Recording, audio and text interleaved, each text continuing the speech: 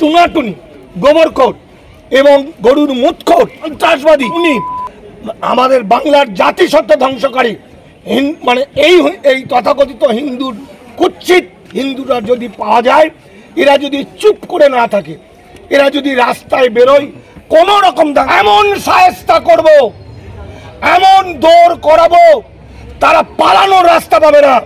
কুৎসিত হিন্দুরা যদি পাওয়া যায়, এরা যদি চুপ করে না থাকে, এরা যদি রাস্তায় বেরোয়, কোনো রকম দাঙ্গা লাগাতে চায়, আমাদের কাছে খবর দিন বা লোকাল থানায় আপনারা জানান।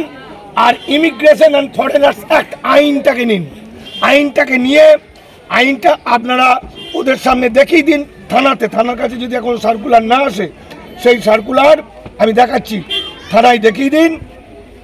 থানায় দেখিয়ে দিলে সঙ্গে সঙ্গে ও গ্রেপ্তার হবে, সঙ্গে সঙ্গে গ্রেপ্তার হয়ে যে ওকে প্রমাণ করতে হবে ও ভারতের নাগরিক।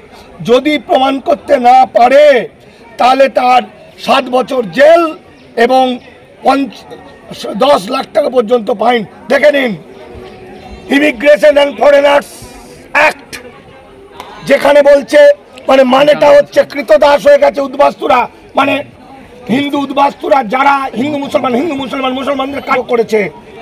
আমি সেই ভাইদের ভালোবাসা দিয়ে জোরহাট করে বলছি, ভাইরে, নিজের পরিবারকে বাঁচাতে, সন্তানকে বাঁচাতে, বাড়িকে বাঁচাতে সংযত হও। তোমরা কৃতদাস হয়ে গেছে, তোমরা একত্রিত হও, তোমরা গোপনে মুসলমান ভাইদের সঙ্গে যোগাযোগ করো। ওয়াকফ আন্দোলনের ভিড়ের মধ্যে মিশে যাও, পিছনের দিকে, সামনে থেকো না, ধরা পড়ে গেলে বিপদ। এবং তোমরা যদি মুসলমান ভাইদেরকে ভাই বলে একবার ডাকো, তাহলে মুসলমান ভাইরা তোমাদেরকে ভাই বলে বুকে জড়িয়ে ধরবে। তাহলে মূল তোমরা কিন্তু একই রক্ত বইছে, শূদ্র রক্ত, শত শত বছর ধরে আগেকার। মানে তোমরা এক হয়ে যাও, হিন্দু মুসলমান হয়ে গিয়ে তোমরা লড়াই করো, আন্দোলন করো, স্বাধীনতার লড়াই, স্বাধীনতার আন্দোলন। এই আন্দোলনের মধ্যে দিয়ে আমরা আল্লাহর সম্পত্তিকে রক্ষা করব।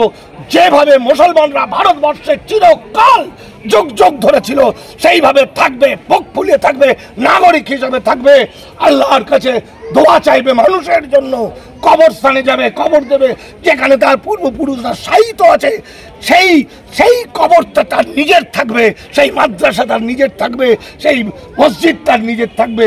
সেটা করুক।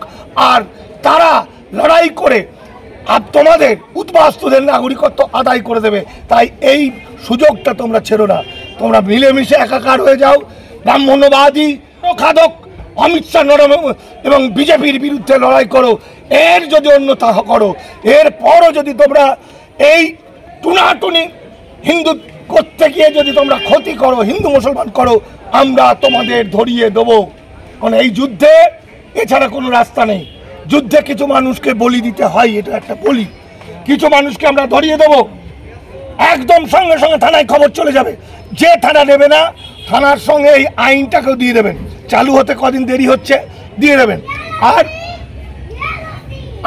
তাও যদি হয়, আর যে নেতাগুলো আছে, শুভেন্দু অধিকারী, সৌমিত্র খাঁ, XYZ, যে সমস্ত নেতা, অসীম সরকার, যারা হিন্দু মুসলমান লাগাতে চাইছে, তাদেরকে আমরা 95% ধর্মনিরপেক্ষ, গণতান্ত্রিক, বিবেকানন্দের ভক্ত, রামকৃষ্ণের ভক্ত, লালন ফকিরের ভক্ত, আমরা তাদেরকে এমন শায়েস্তা করব, এমন দৌড় করাবো, তারা পালানোর রাস্তা পাবে না।